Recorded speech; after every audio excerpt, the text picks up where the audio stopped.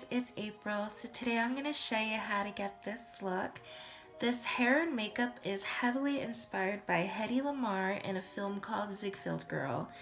It came out in April of 1941, directed by Robert Leonard, and the costume design was by Adrian Adolph Greenberg and chef kiss. It's beautiful, so beautiful.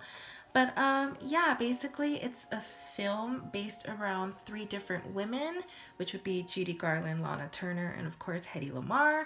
And it's basically about like their lives while they were in a show called Ziegfeld Follies, which by the way was a real theatrical review that they had in New York on Broadway from like 1907 to 1931, and then I think they did it again sometime in the mid to late 30s.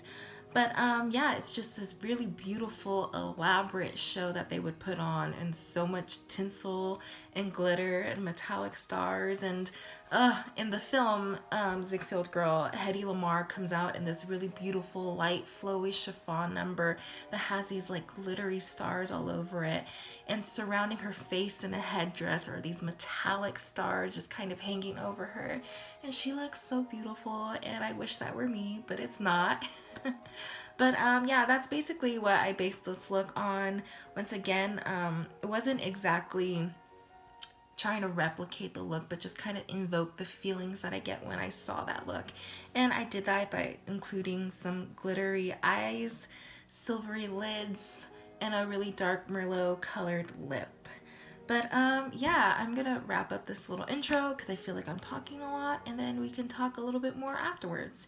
But yeah, on to the tutorial. Start off by brushing the hair thoroughly and splitting your hair right down the middle.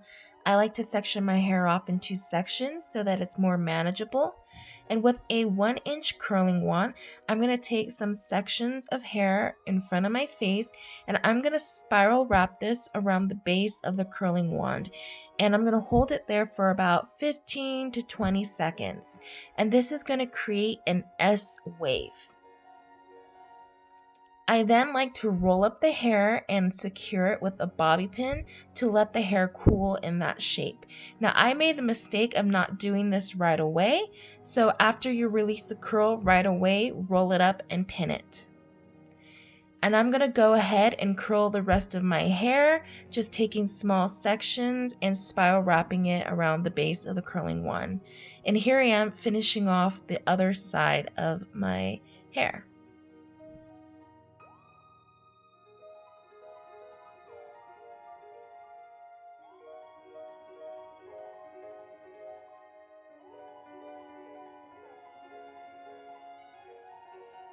You may notice your ends have little fish hooks. You can go ahead and touch that up with the curling wand just by wrapping the hair around it.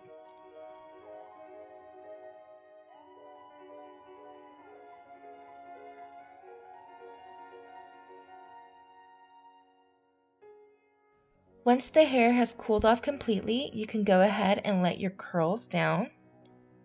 Then take a wide paddle brush and gently start brushing through the curls, running your hand over it just to try to create some smoothness and to kind of build that wave.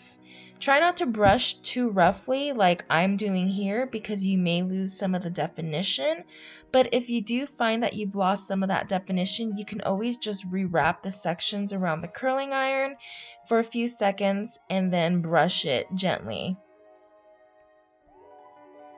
I found that I had better luck on this side of my hair because I learned from my mistake on the other side.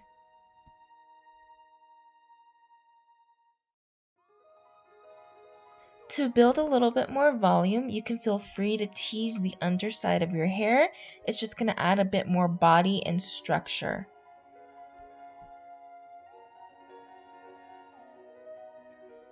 To balance my face shape, I'm going to tease the crown a little bit more and then ending that off by smoothing the top.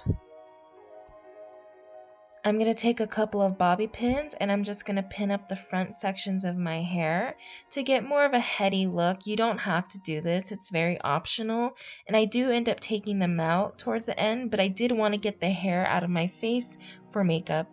And as you can see, I'm just touching up this side of my hair once more by curling just a few more pieces, and then I'm going to gently brush them and then finish the hair off, sort of.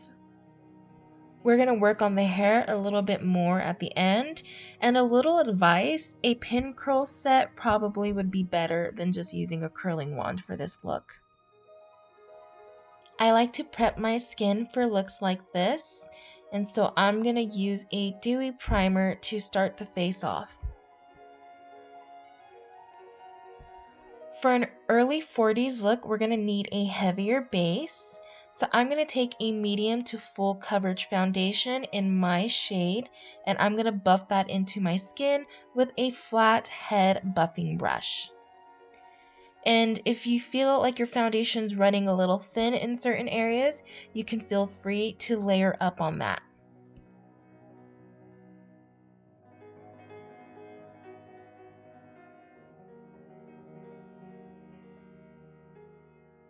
With a concealer palette and a flat brush, I'm going to pick up a shade that's a bit lighter than my skin color, and I'm going to run this underneath my brow, and I'm going to get as close to that brow as possible to kind of create a thinner shape since I do have fuller brows.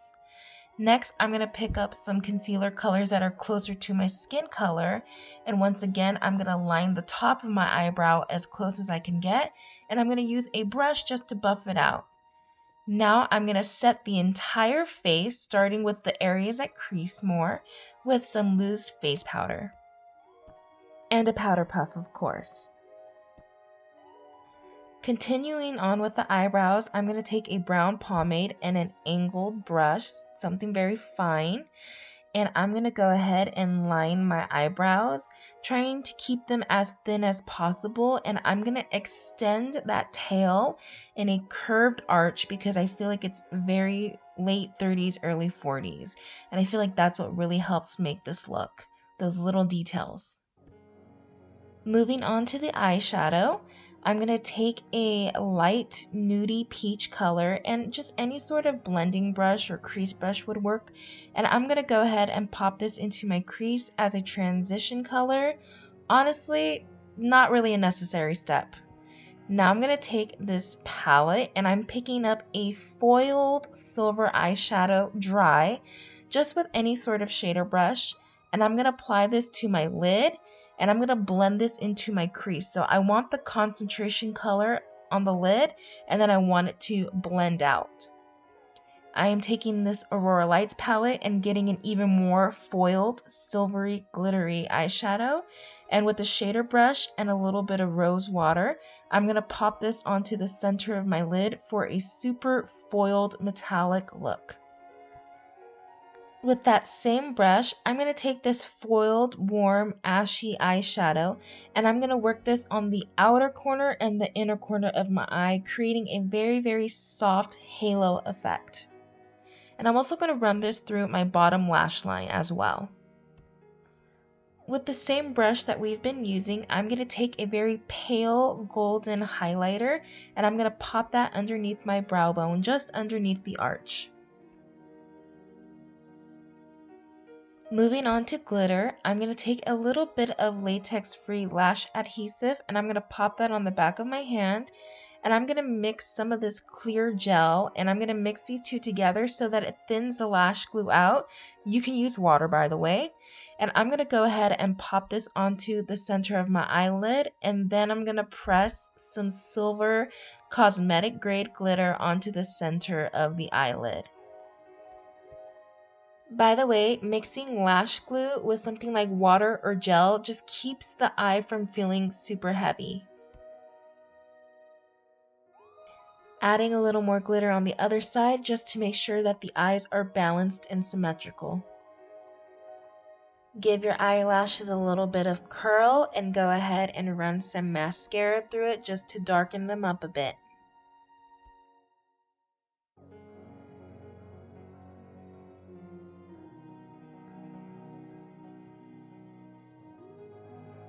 Synthetic eyelashes always make me think of old Hollywood headshots, and here I am using a super spiky, evenly spaced out eyelash on my top lash line.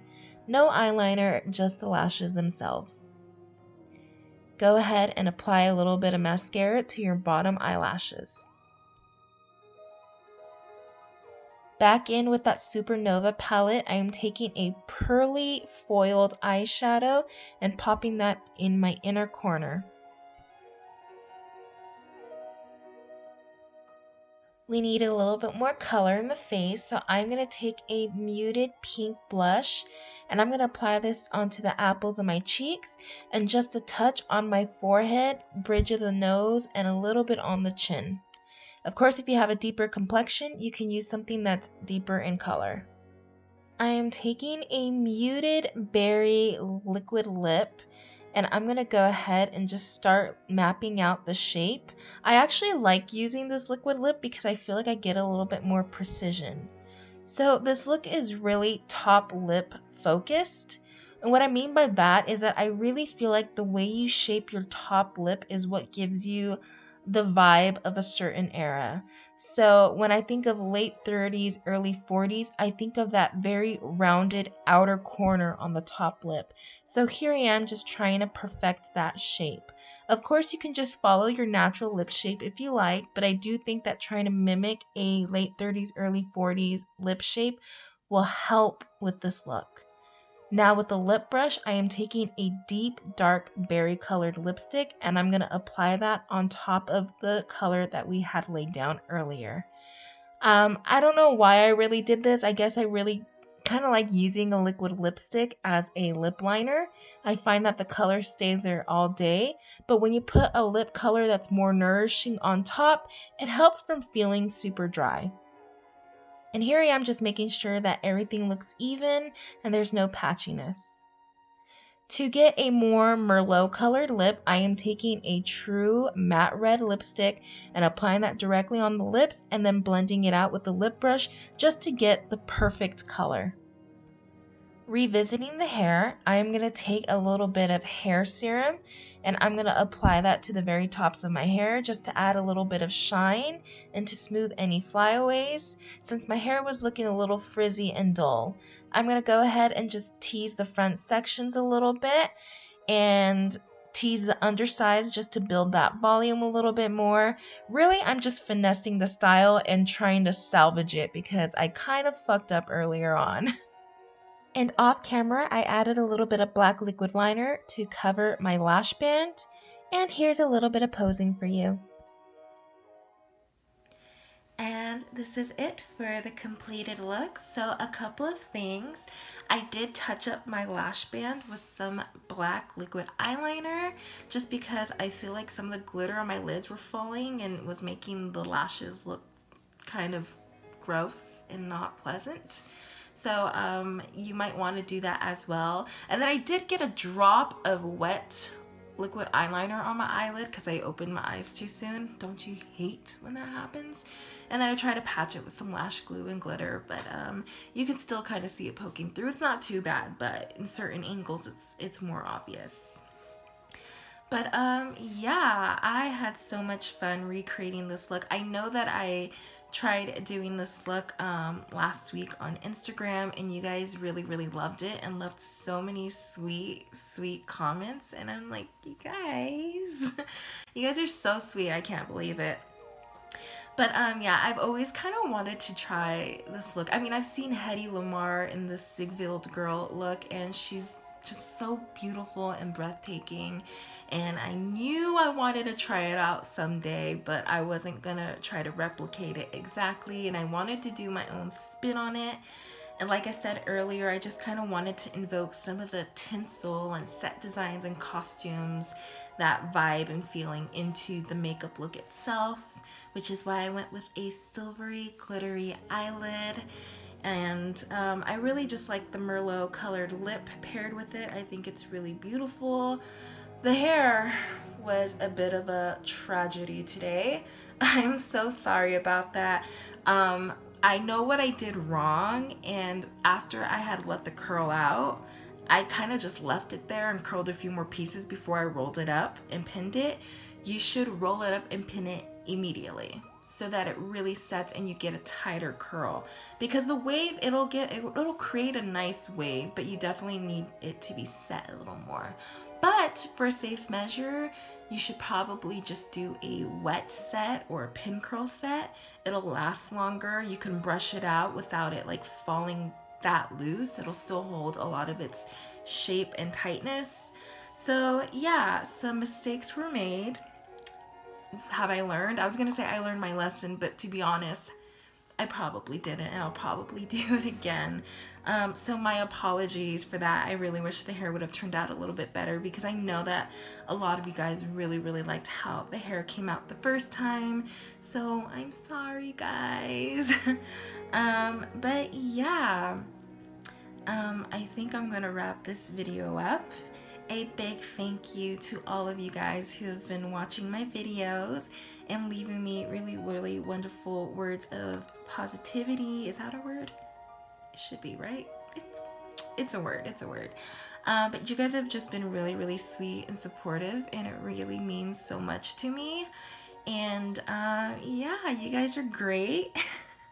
I'm gonna wrap this video up. But thanks for watching, and as always, I will leave a list of all the products that I use down below in the description box. And for those of you guys who ask, I always have like my different links for different social media accounts down below, so you can find like my Tumblr, my Instagram, Twitter, all of that will be down below. And yeah, be kind to each other, and thank you for watching. Bye.